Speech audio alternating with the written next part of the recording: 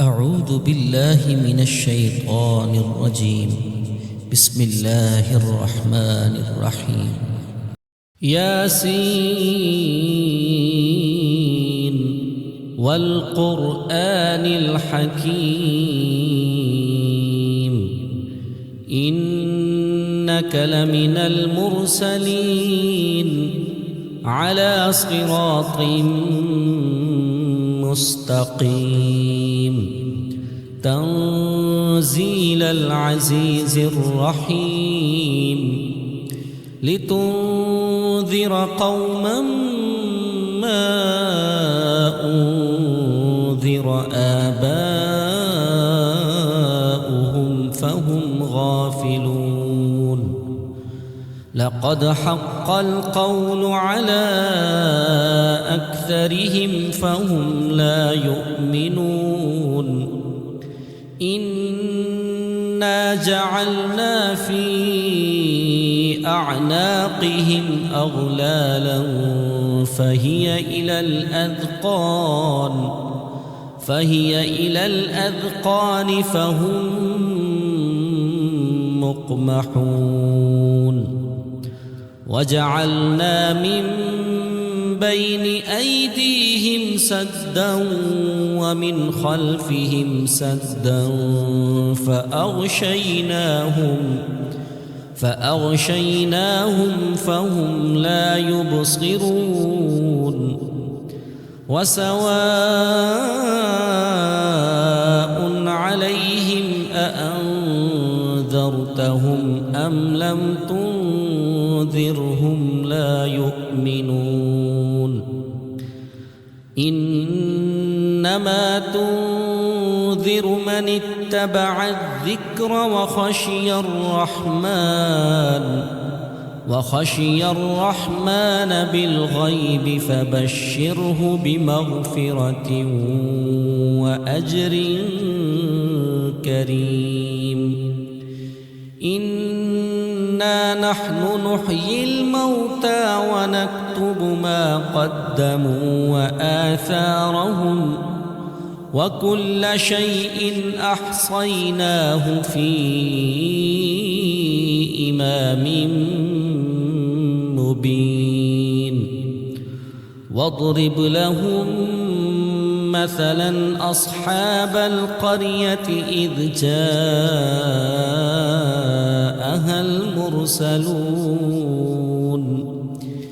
إذ أرسلنا إليهم 2 فكذبوهما فعززنا بثالث فقالوا إنا إليكم مرسلون. قالوا ما أنتم إلا بشر مثلنا وما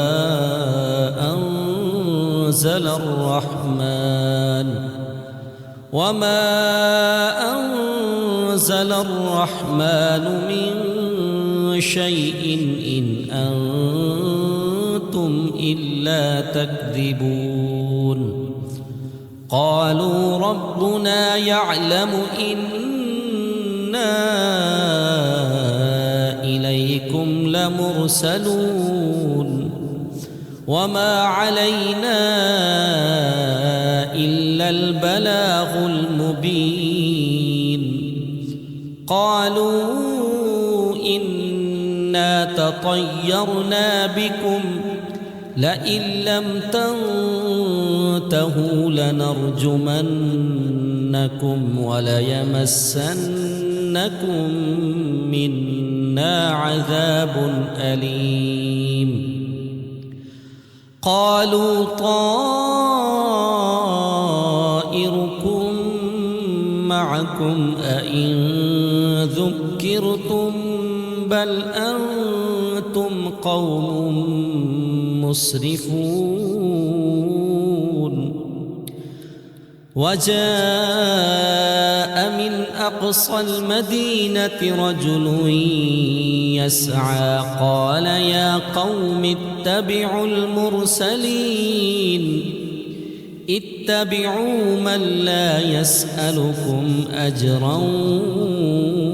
وهم مهتدون وما لي لا أعبد الذي فطرني وإليه ترجعون أأتخذ من دونه آلهة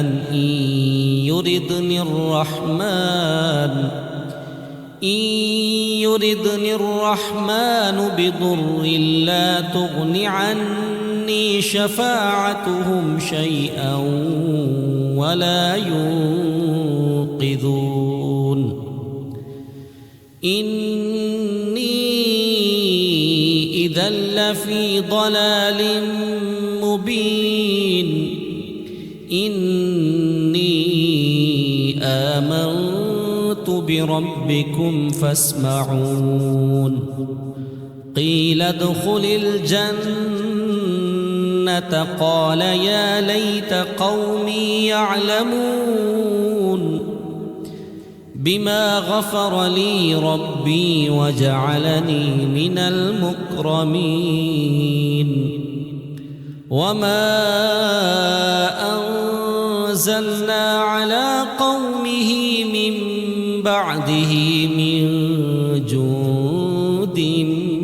من السماء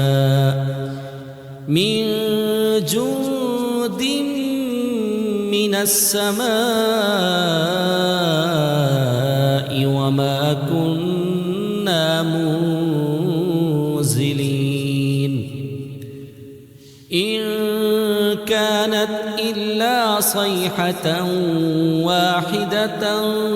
فإذا هم خامدون يا حسرة على العباد ما يأتيهم من رسول إلا كانوا به يستهزئون ألم يروا كم أهلكنا قبلهم من القرون أنهم إليهم لا يرجعون وإن كل لما جميع لدينا محضرون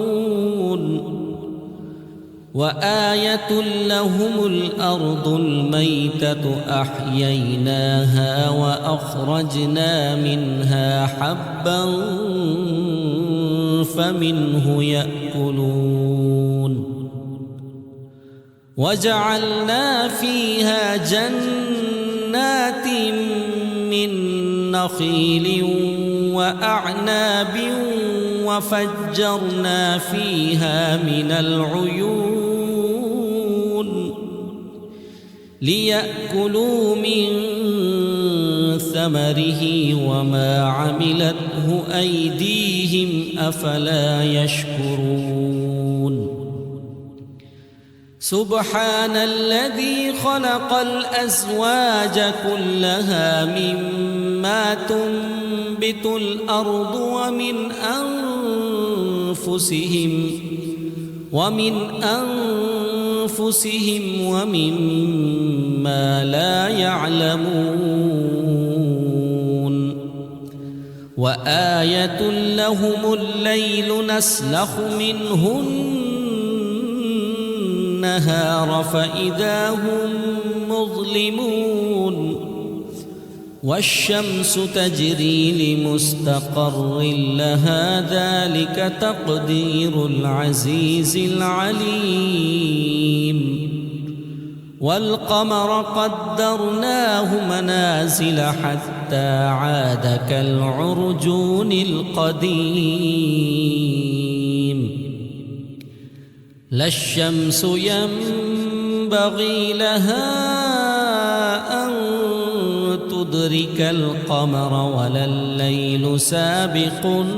النهار وكل في فلك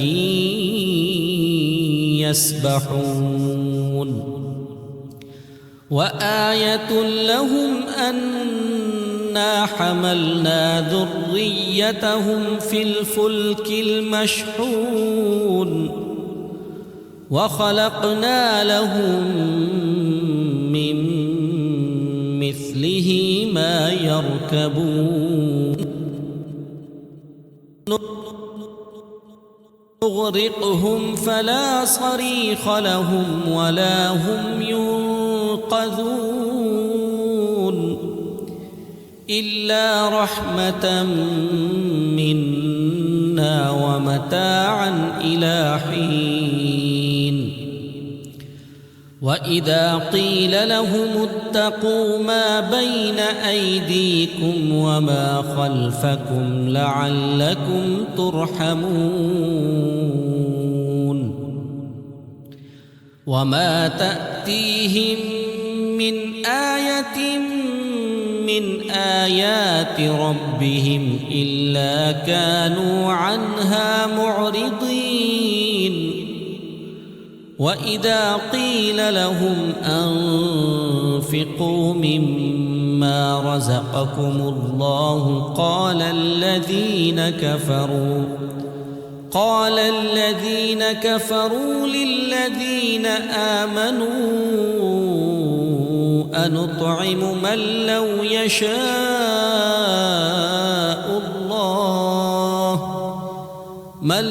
يشاء الله أطعمه إن أنتم إلا في ضلال مبين ويقولون متى هذا الوعد إن كنتم صادقين ما ينظرون إلا صيحة واحدة تأخذهم وهم يخصمون فلا يستطيعون توصية ولا إلى أهلهم يرجعون ونفخ في الصور فإذا هم من الأجداث إلى ربهم ينسلون قالوا يا ويلنا من بعثنا من مرقدنا هذا ما وعد الرحمن وصدق المرسلون إن كانت إلا صيحة واحدة فإذا هم جميع لدينا محضرون فاليوم لا تظلم نفس شيئا ولا تجزون إلا ما كنتم تعملون إن أصحاب الجنة اليوم في شغل فاكهون هم وأزواجهم في ظلال على الأرائك متكئون لهم فيها فاكهة ولهم ما يدعون سلام قولا من رب رحيم وامتازوا اليوم أيها المجرمون ألم أعهد إليكم يا بني آدم ألا تعبدوا الشيطان إنه لكم عدو مبين وأن اعبدوني هذا صراط مستقيم ولقد أضل منكم جبلا كثيرا أفلم تكونوا تعقلون هذه جهنم التي كنتم توعدون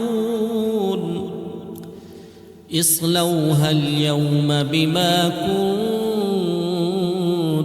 تكفرون اليوم نختم على أفواههم وتكلمنا أيديهم وتشهد أرجلهم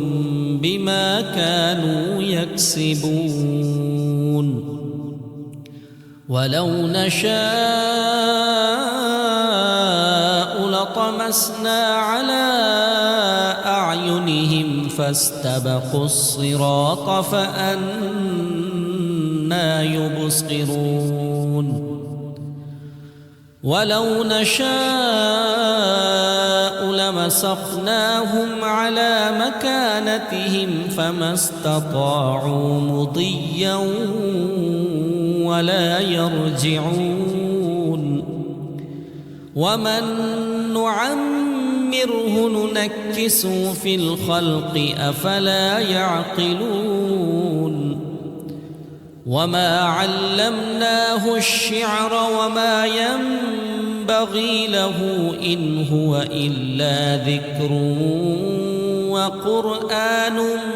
مبين لينذر من كان حيا ويحق القول على الكافرين أولم يروا أنا خلقنا لهم مما عملت أيدينا أنعاما فهم لها مالكون وذللناها لهم فمنها ركوبهم ومنها يأكلون ولهم فيها منافع ومشارب أفلا يشكرون واتخذوا من دون الله آلهة لعلهم ينصرون لا يستطيعون نصرهم وهم لهم جند محضرون فلا يحزنك قولهم إنا نعلم ما يسرون وما يعلنون أولم ير الإنسان أنا خلقناه من نطفة فإذا هو خصيم مبين وضرب لنا مثلا ونسي خلقه قال من يحيي العظام وهي رميم قل يحييها الذي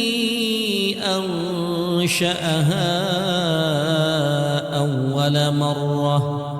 وهو بكل خلق عليم الذي جعل لكم من الشجر الأخضر نارا فإذا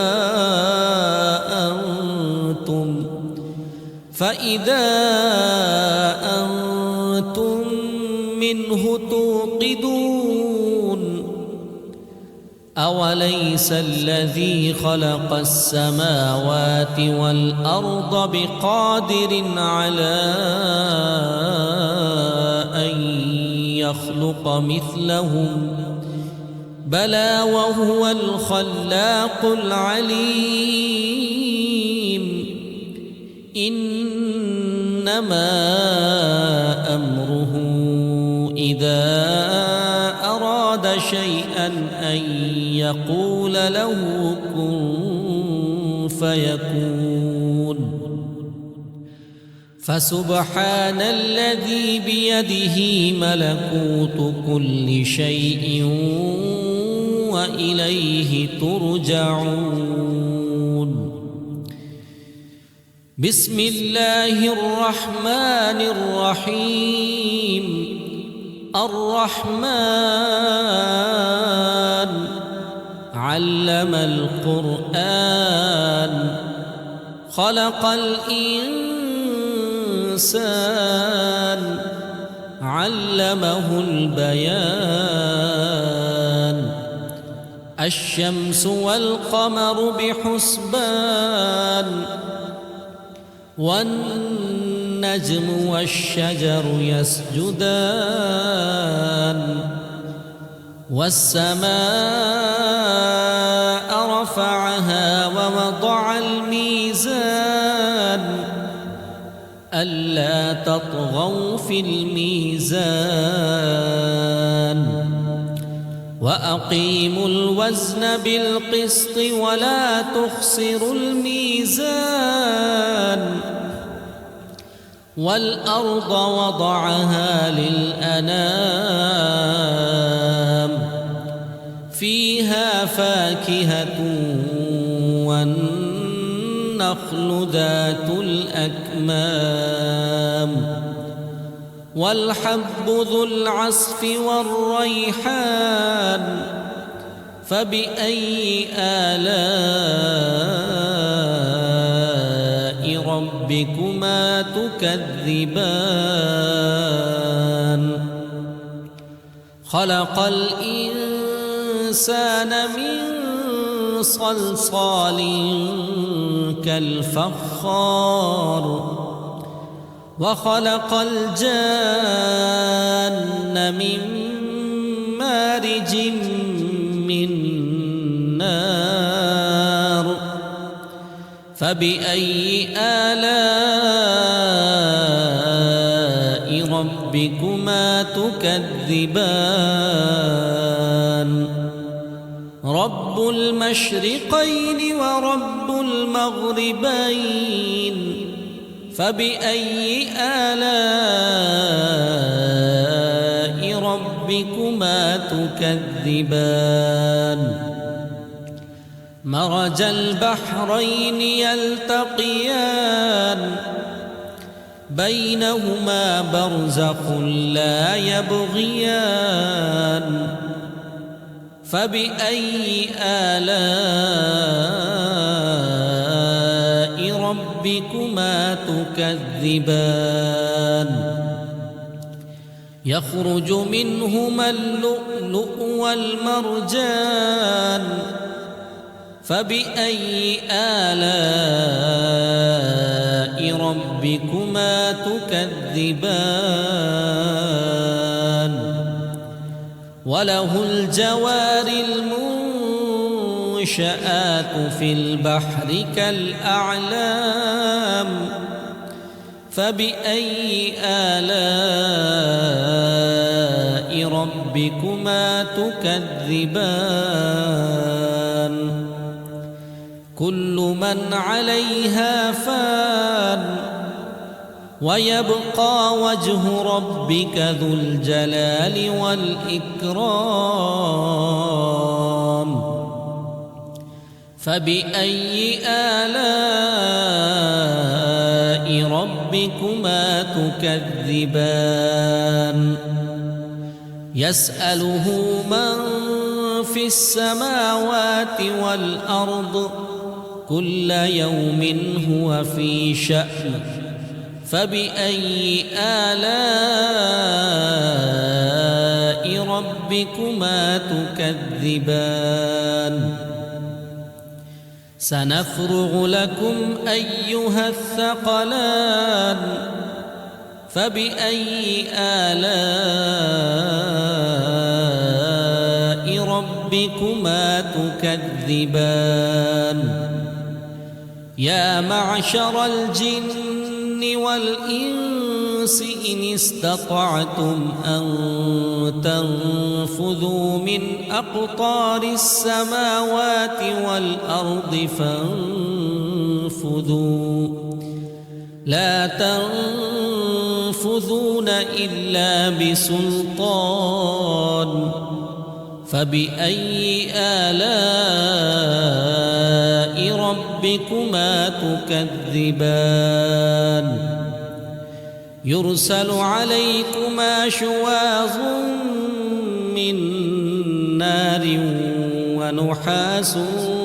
فلا تنتصران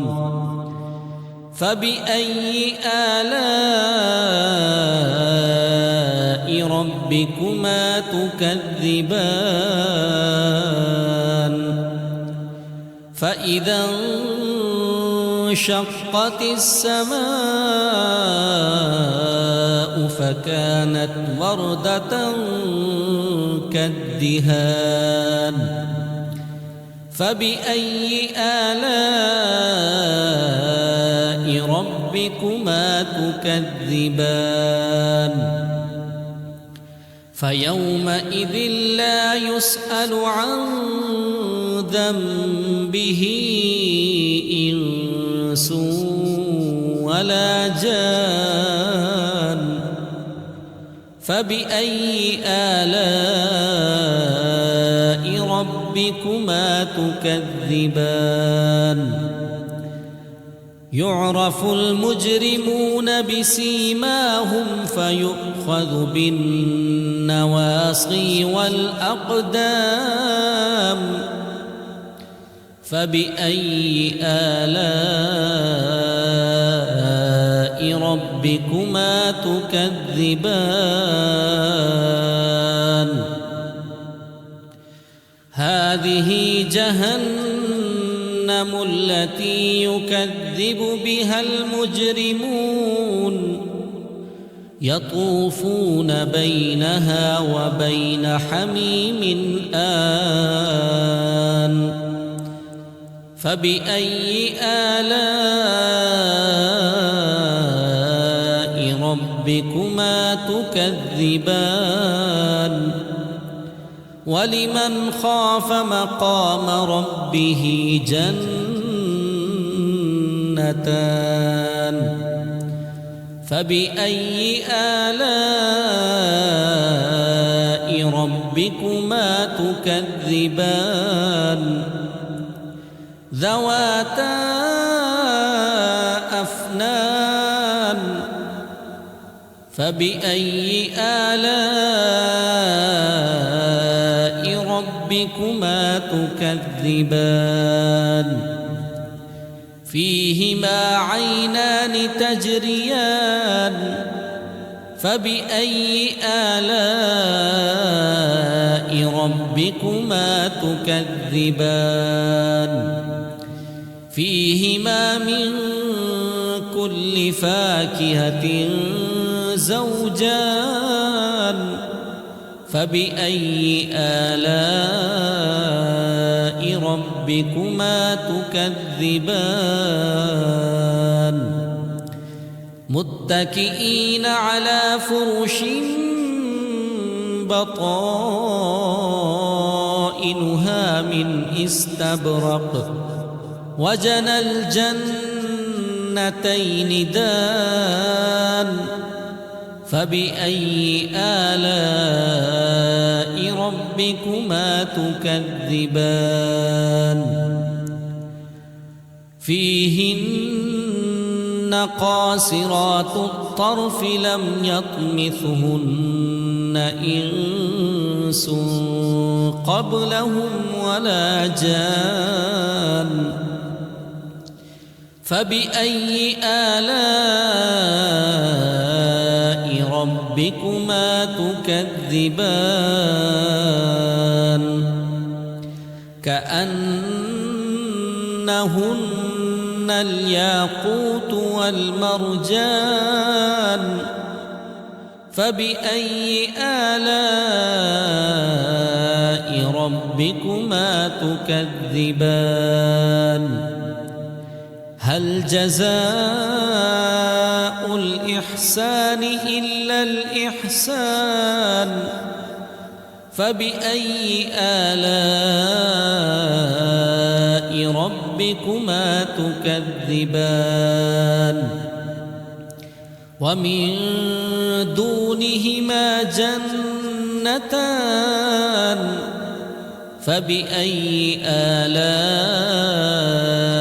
ربكما تكذبان مدهامتان فبأي آلاء ربكما تكذبان فيهما عينان نضاختان فبأي آلاء ربكما تكذبان فيهما فاكهة ونخل ورمان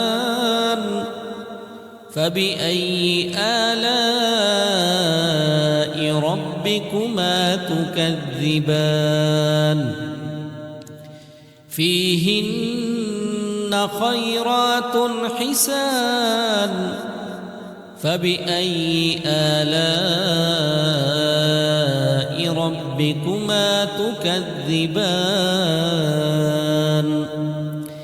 حور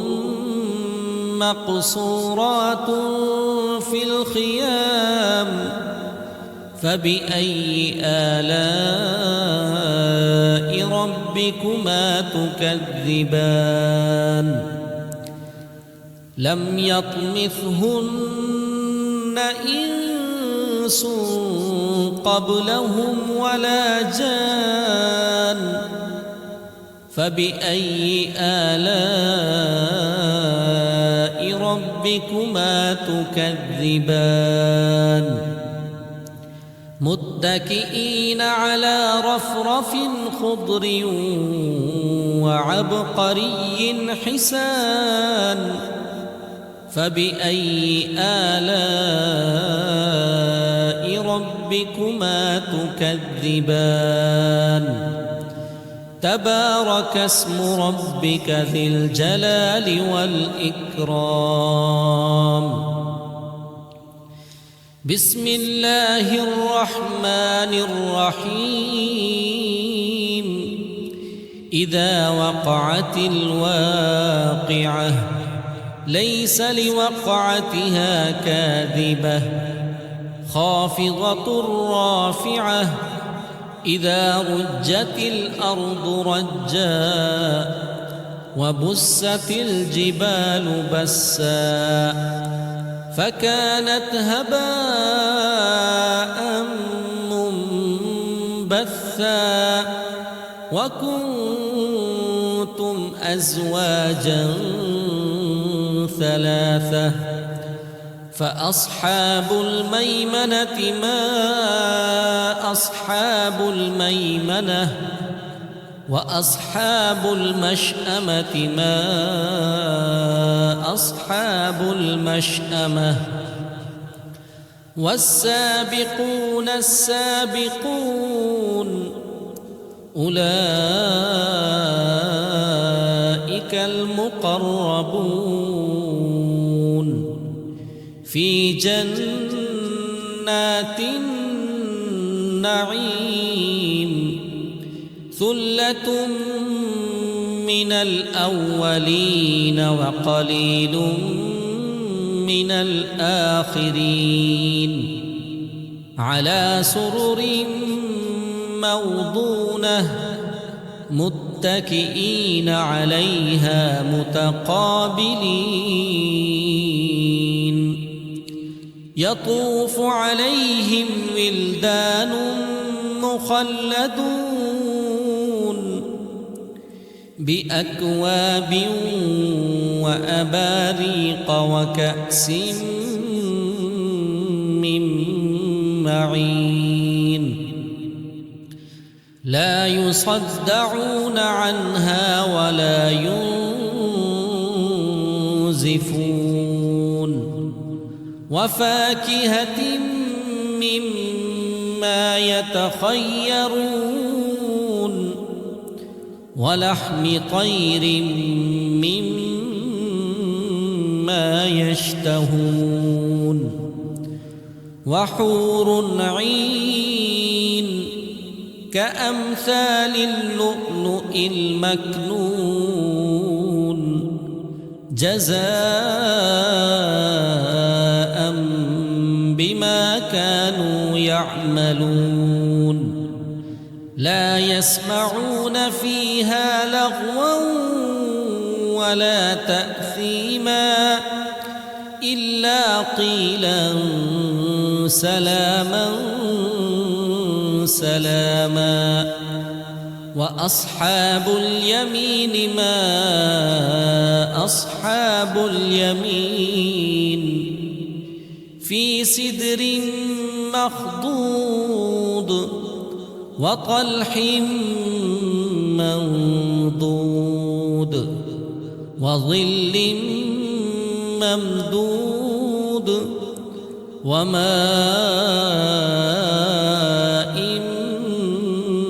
مسكوب وفاكهة كثيرة لا مقطوعة ولا ممنوعة وفرش مرفوعة إنا أنشأناهن إنشاء فجعلناهن أبكارا عربا أترابا لأصحاب اليمين ثلة من الأولين وثلة من الآخرين وأصحاب الشمال ما أصحاب الشمال في سموم وحميم وظل من يحموم لا بارد ولا كريم إنهم كانوا قبل ذلك مترفين وكانوا يصرون على الحنث العظيم وكانوا يقولون أإذا متنا وكنا ترابا وعظاما أإنا لمبعوثون أو آباؤنا الأولون قل إن الأولين والآخرين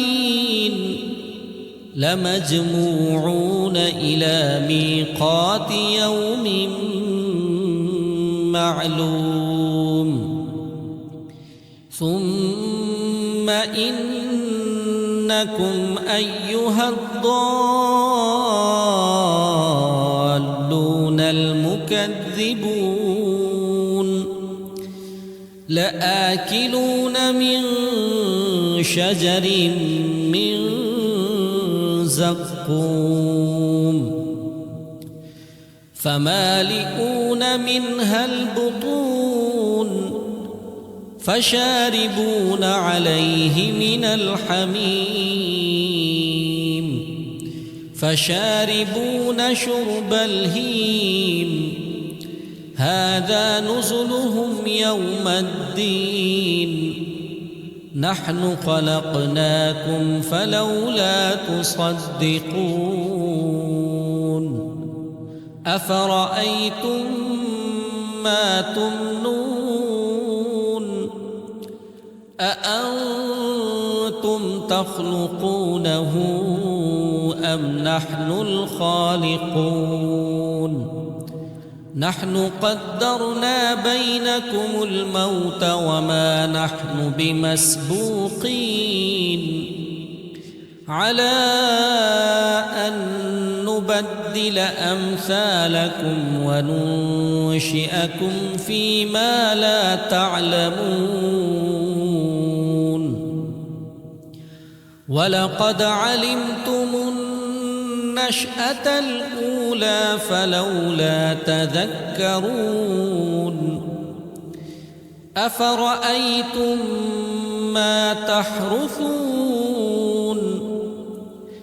أأنتم تزرعونه أم نحن الزارعون لو نشاء لجعلناه حطاما فظلتم تفكهون إنا لمغرمون بل نحن محرومون أفرأيتم الماء الذي تشربون أأنتم أنزلتموه من المزن أم نحن المنزلون لو نشاء جعلناه أجاجا فلولا تشكرون أفرأيتم النار التي تورون أأنتم أنشأتم شجرتها أم نحن المنشئون نحن جعلناها تذكرة ومتاعا للمقوين فسبح باسم ربك العظيم فلا أقسم بمواقع النجوم وإنه لقسم لو تعلمون عظيم إنه لقرآن كريم في كتاب مكنون لا يمسه إلا المطهرون تنزيل من رب العالمين أفبهذا الحديث أنتم مدهنون وتجعلون رزقكم أنكم تكذبون فلولا إذا بلغت الحلقوم وأنتم حينئذ تنظرون ونحن أقرب إليه منكم ولكن لا تبصرون فلولا إن كنتم غير مدينين ترجعونها إن كنتم صادقين فأما إن كان من المقربين فروح وريحان وجنة نعيم وأما إن كان من أصحاب اليمين فسلام لك من أصحاب اليمين وأما إن كان من المكذبين الضالين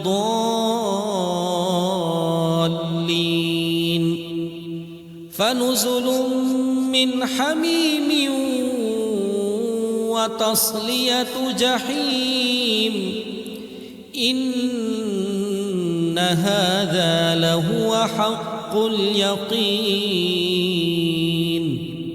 فسبح باسم ربك العظيم بسم الله الرحمن الرحيم تبارك الذي بيده الملك وهو على كل شيء قدير الذي خلق الموت والحياة ليبلوكم أيكم أحسن عملا وهو العزيز الغفور الذي خلق 7 سماوات طباقا ما ترى في خلق الرحمن من تفاوت فارجع البصر هل ترى من فطور ثم ارجع البصر كرتين ينقلب إليك البصر خاسئا وهو حسير ولقد زينا السماء الدنيا بمصابيح وجعلناها رجوما للشياطين وأعتدنا لهم عذاب السعير وللذين كفروا بربهم عذاب جهنم وبئس المصير إذا ألقوا فيها سمعوا لها شهيقا وهي تفور تكاد تميز من الغيظ كلما ألقي فيها فوج سألهم خزنتها ألم يأتكم نذير قالوا بلى قد جاءنا نذير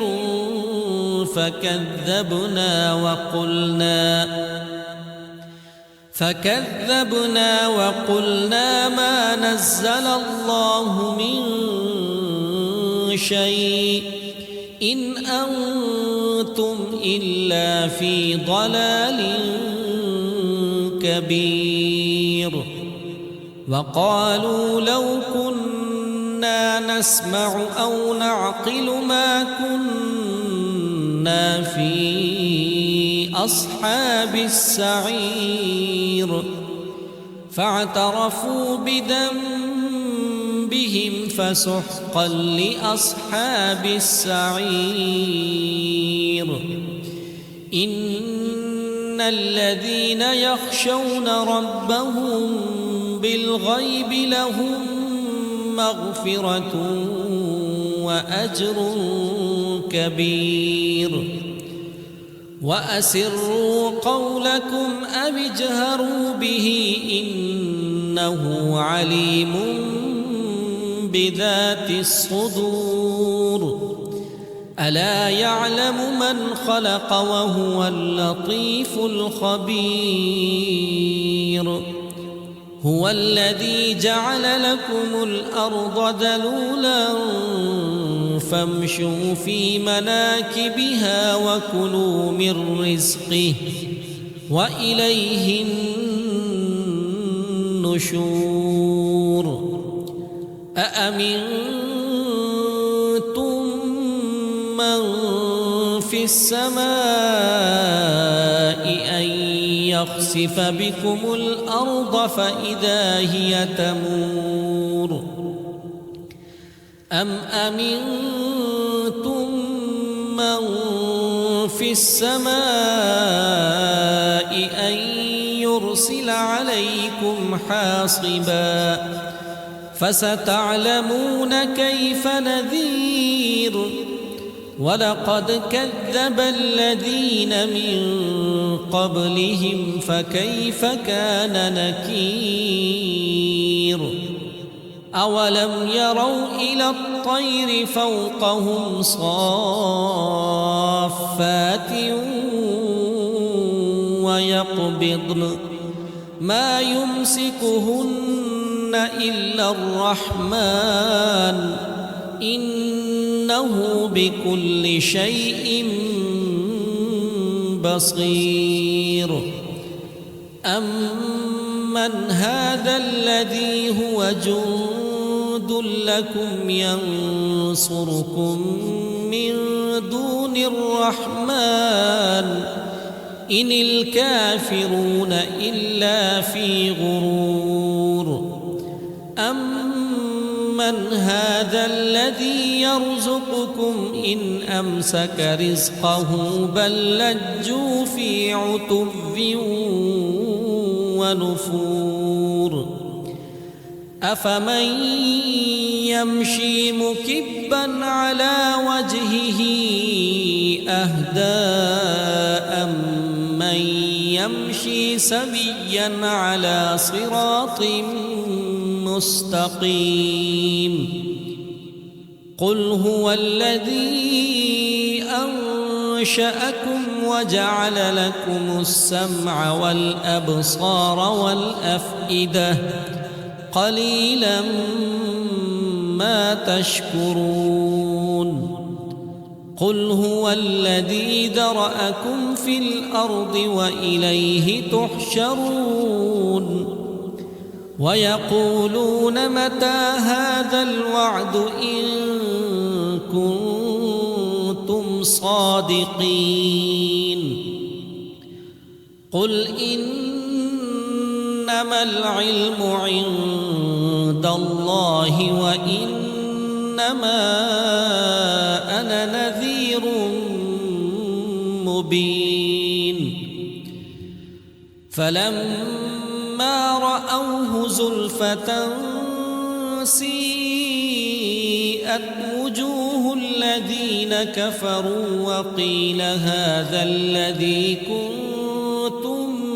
به تدعون قل أرأيتم إن أهلكني الله ومن معي أو رحمنا فمن يجير الكافرين من عذاب أليم قل هو الرحمن آمنا به وعليه توكلنا فستعلمون من هو في ضلال مبين قل أرأيتم إن أصبح ماؤكم غورا فمن يأتيكم بماء معين